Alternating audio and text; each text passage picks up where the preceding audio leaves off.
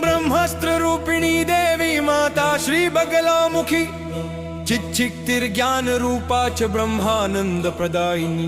ओम महाविद्या महालक्ष्मी श्रीमत्त्रिपुर सुंदरी भुवनेशी जगन्माता पार्वती सर्वमंगला। ललिता भैरवी शांता अन्नपूर्णा कुलेश्वरी वाराही छिन्नमस्ता च तारा काली सरस्वती। जगत पूज्या महामाया कामेशी भगमालिनी। दक्षपुत्री शिवंकस्था शिवरूपा शिवप्रिया सर्वसंपत्करी देवी सर्वलोकवशंकरी।